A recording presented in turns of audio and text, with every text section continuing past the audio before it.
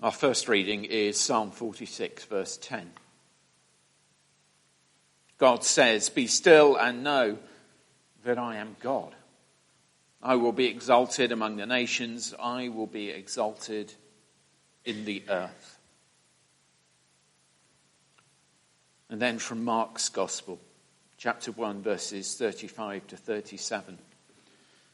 Very early in the morning, while it was still dark, Jesus got up, left the house, went off to a solitary place where he prayed. Simon and his companions went to look for him, and when they found him, they exclaimed, "Everyone is looking for you."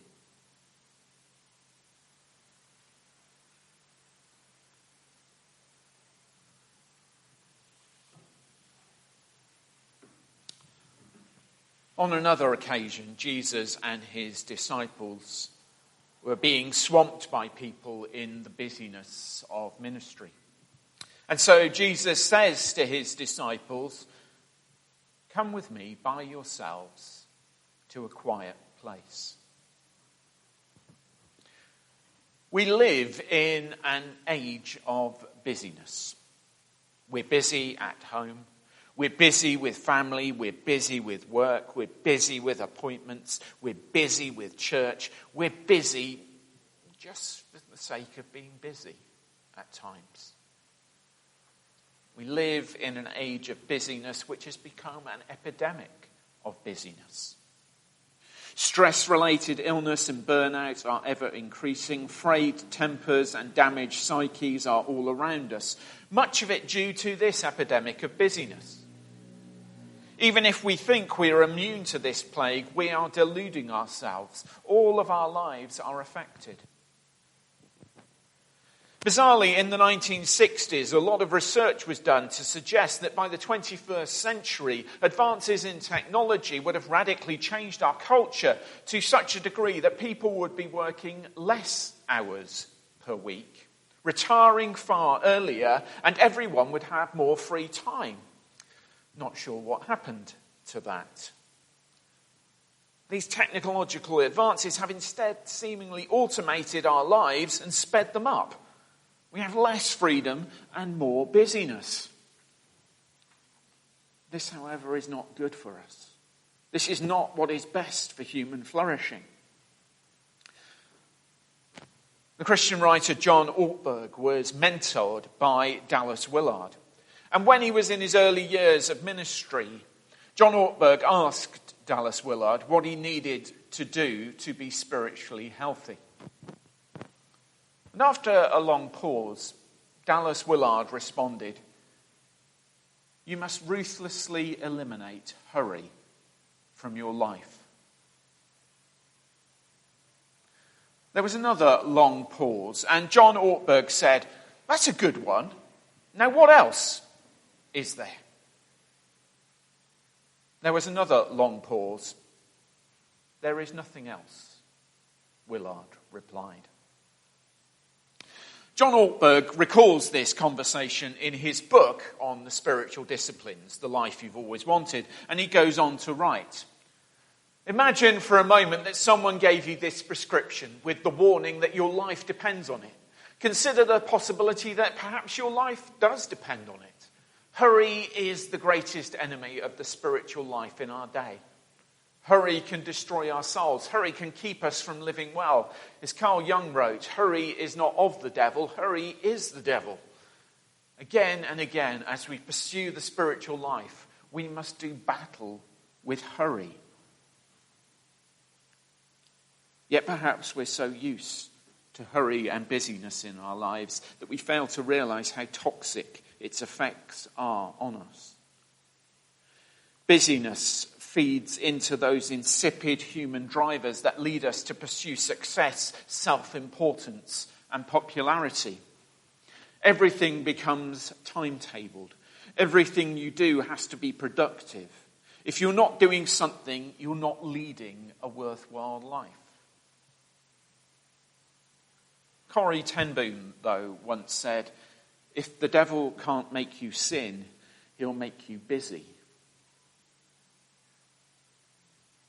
Just think how many people answer the customary greeting of, "How are you?" with the equally customary reply of, "I'm fine, just busy." This epidemic of busyness has got worse in the modern world, yet it's not been isolated to the modern world. Jesus, time and time again, faced the danger of being pulled into the busyness of ministry, as more and more people came to him for healing, for hope, for new life. And this was good stuff. This was great stuff. This was the reason he came. Yet even Jesus knew that he couldn't exist in a state of continual busyness. He was just as human as we are, and he knew his limitations. And he knew too that his disciples would easily burn themselves out with the insipid pursuit of success, self-importance and popularity. And instead he said, "Come with me by yourselves to a quiet place." And this was an isolated example of Jesus retreating from the busyness of ministry to a quiet and solitary place. In that reading earlier from Mark's Gospel, we had these words: "Very early in the morning, while it was still dark, Jesus got up and left the house and went to a solitary place." Jesus retreating to solitary places was a pattern throughout his ministry. In Luke's Gospel, it says Jesus often withdrew to lonely places and prayed. Even on the evening before his death, he goes to the Garden of Gethsemane to pray and withdraws from his disciples for a while. Even in those pressurized hours, he took moments. This was the pattern for Jesus. It was a pattern Jesus invited his disciples to join him in. "Come with me by yourselves to a quiet place." And it's a pattern Jesus invites us to join him in. "Come with me by yourselves to a quiet place." The spiritual disciplines we are reflecting upon this week are those of solitude and silence. And these practices flow from this invitation of Jesus to come away with him to a quiet place. We're invited by Jesus to join him in a quiet place, away, for our good, for our flourishing. Now, those of you who are big old E's on the Myers-Briggs indicator, you extroverts might be breaking out in a cold sweat at this time. Alone, away from people, away from doing, panic will set in. But I have to believe that Jesus knew what was best for us, what was best for all of us, introvert or extrovert alike. Even if it's difficult, even it doesn't mean it's bad for us all. If it was good for Jesus, it will probably be good for all of us as well. So bear with me. The practices of silence and solitude are distinct but connected, and they're often practiced together. They're a blessing that can be experienced for a few minutes or for many days. But much like fasting, if you haven't tried them before, it's better to start with a few minutes than a many days approach. What does solitude mean? Solitude is when you're alone. Alone with God and alone with your own soul. Solitude can be a physical state, a separation from others for a period of time. But it also can just as easily be a solitude of heart and mind. A solitude of heart and mind that can be maintained even in the midst of a crowd. Because solitude has more to do with an inner attentiveness than outward circumstance.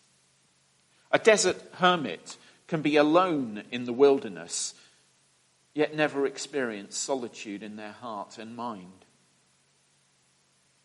Solitude is not the same as isolation, because in solitude you're not retreating from engagement, but you're actively walking towards engagement with God. In solitude you're acknowledging that you are never truly alone. God is always with you. Solitude is therefore safety. Isolation is danger. In solitude, we are not passive, but are seeking to meet with God. This does not mean, though, that solitude will be an easy ride.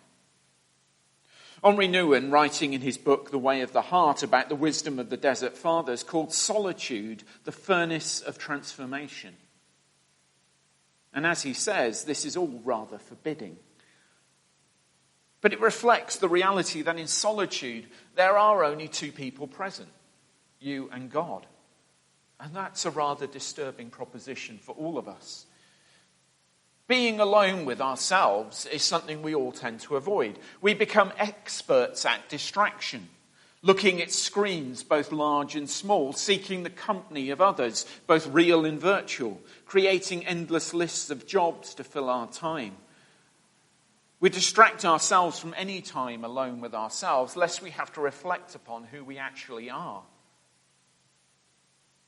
And if we are a person of faith, we distract ourselves because if we're undistracted, it might mean that we acknowledge the presence of God. Acknowledge the presence of the one who knows us and sees into our lives in a deeper and more penetrating way than ever any counsellor or psychologist ever could. The furnace of transformation is real in solitude because this is where we come face to face with God. This is a crucible where our true self can bubble to the surface, where all of us, good and bad, can be laid bare. In the biblical story, it's telling that some of the most significant encounters between individuals and God come in solitary places. Moses and the burning bush, Elijah and the still small voice. But also we have Jesus in the wilderness, confronted by the compulsions and temptations of the world as the devil comes to him in his solitude. And in solitude, as we're confronted by our true selves, we will also be confronted by our weaknesses, our temptations, our sin. And this is a place we do not want to find ourselves in usually. Yet in the midst of this struggle, we can meet with Jesus as well. In the furnace of transformation, we can meet with our Lord and we can be changed, convicted, forgiven, healed. To be solitary, alone with Jesus for a moment, for longer, can be the place where God brings about a change in our heart and mind. It can be the place where we feel most connected to God.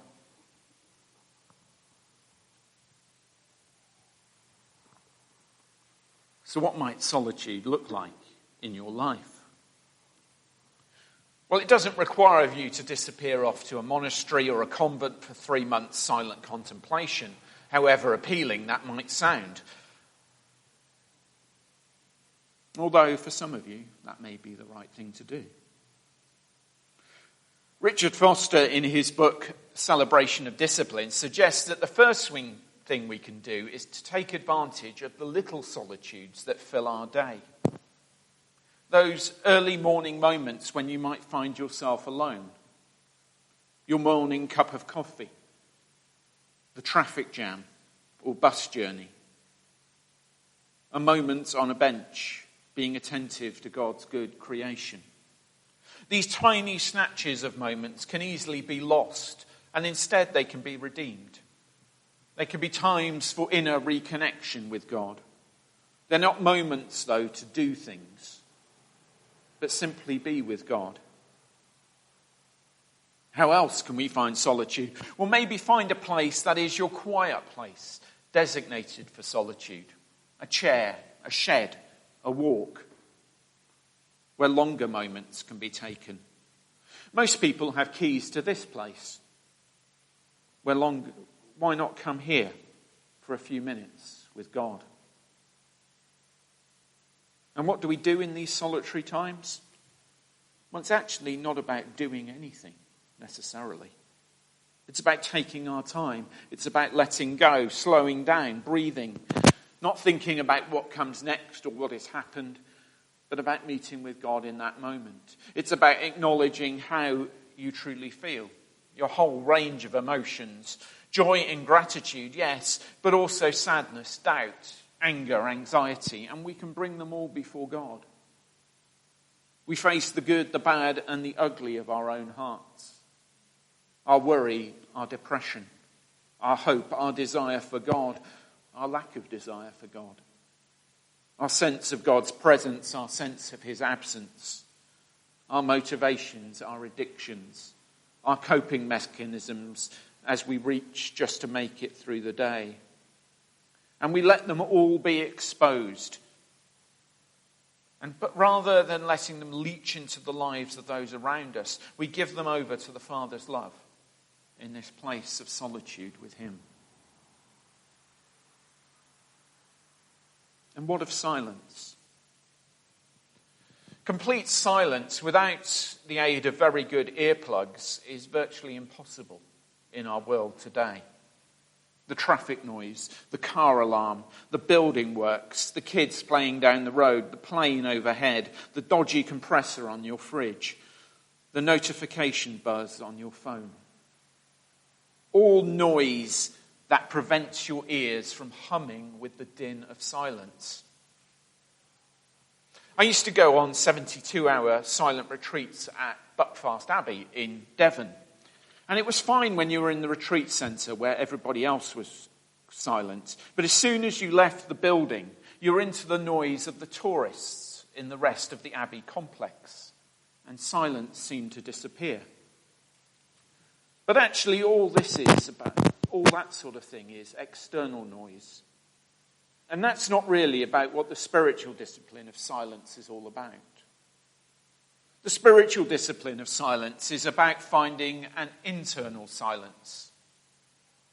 You can block out much external noise, but it's the internal noise that we all carry with us that's the most difficult to quiet.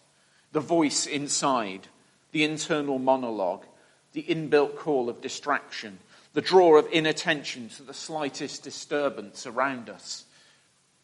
It used to take me at least 24 hours of a silent retreat to find some sort of accommodation with this internal noise and find some silence in my heart and mind. A 6th century Syrian monk called John Climacus said, though, that the friend of silence draws near to God. How we practice silence will be similar to how we practice solitude. We begin by finding moments, by finding spaces. Moments in spaces where the external noise can be reduced, but moments in spaces where we feel comfortable and where distractions are limited to those we carry with us. And in those spaces and moments, we come prepared to offer a time, however short, to turning our ears from the cacophony of the world and our psyche to instead listen to the deafening roar of silence so that we might hear the whispers of God as he speaks his words of love into our lives. Because this is what the discipline of silence is all about. Hearing the voice of God more clearly in our lives. Making space so that we can do this well. Some of us will find this easier than others. Though the more we seek to practice holding silence, the easier it will possibly become. Silence requires us to become better at using our ears than our mouths. Learning what the writer of Ecclesiastes says, that there is a time to be silent and a time to speak. Michael Jankowski writes that silence and solitude are as hard as they are beautiful. Some of us will find the disciplines of solitude and silence easier to practice than others. Yet the invitation of Jesus to come with me by yourself to a quiet place is offered to us all. Offered to us for our good, offered to us for our flourishing. And we need to consider carefully if it is wise to reject Jesus' invitation. I'm going to conclude with a brief meditation on the words we heard from Psalm 46. This verse, in its original context, is about God's peace coming out of the chaos of creation, as we reflected upon in our prayers this morning. But the words, "Be still and know that I am God," have also resonated with followers of Christ for centuries. in enabling them to come and find God's presence and peace as they seek solitude and silence in their lives. So let us hear these words of God spoken over our lives this morning.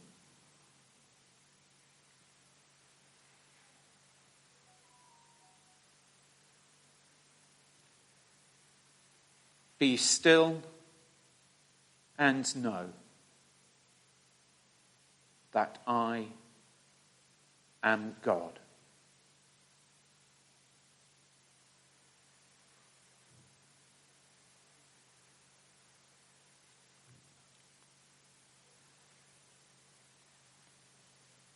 Be still and know that I am.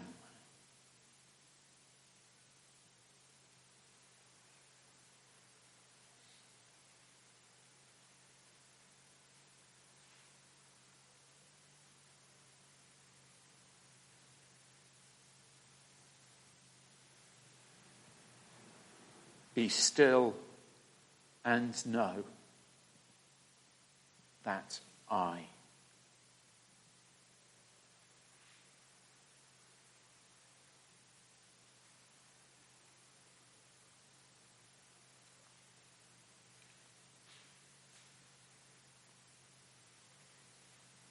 Be still and know that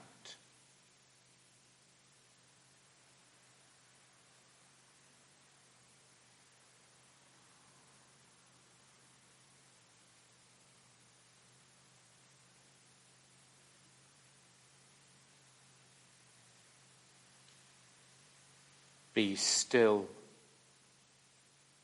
and know.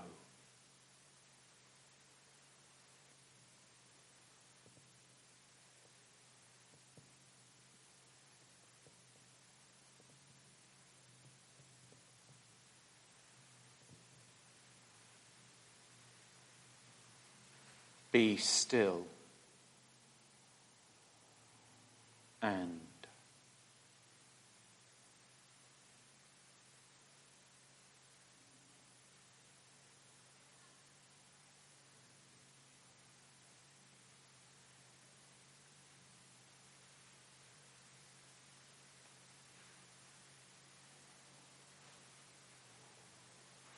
be still.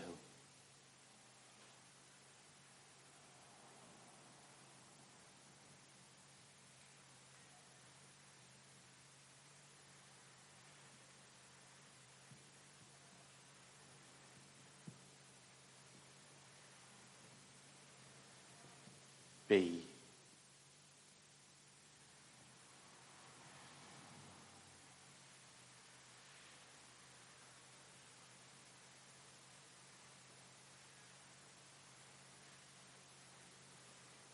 Be still and know that I am God.